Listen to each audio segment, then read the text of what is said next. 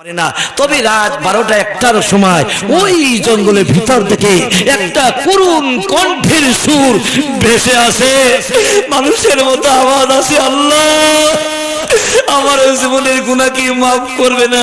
শুধু এই বলে বলে কান্দে। আবু বকর বলল, ওমর যেই এই কথা বলে কাঁদে, নিশ্চয় এটা সালাবাতুল আনসারী ছাড়া আর কেউ হবে না, চলো আমরা তার সন্ধানে বের হয়ে যাই।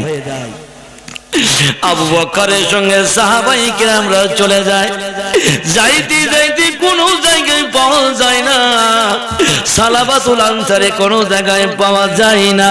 লা ইলাহা ইল্লাল্লাহ, লা ইলাহা ইল্লাল্লাহ, লা ইলাহা ইল্লাল্লাহ, লা ইলাহা ইল্লাল্লাহ।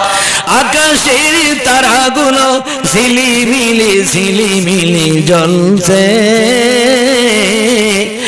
গাছে গাছে ফুলগুলি সৌরভে দুলছে, রাসূল এসেছে, হাবিব এসেছে, হাবিব এসেছে, রাসূল এসেছে। লা ইলাহা ইল্লাল্লাহ, লা ইলাহা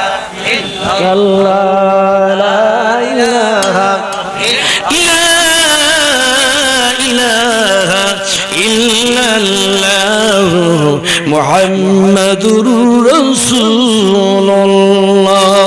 আবু বকর বলে, ওমর রে, ওসমান রে, আলী রে, কোথায় পাইলাম না, কি করা যায়?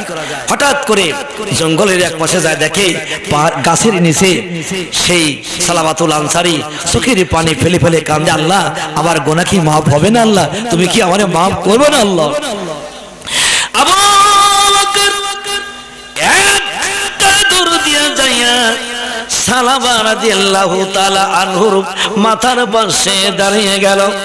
এ সালাবা, কাইদো না, মাথা উঠাও, মাথা উঠাও।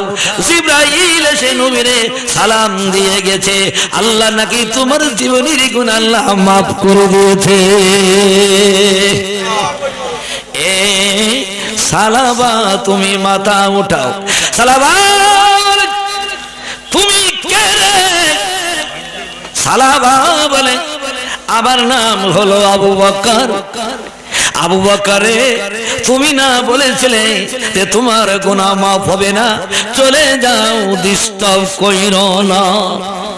এবার ওমর যায়, মাথার বসে দাঁড়িয়ে যায়, সালাবা রে, নবী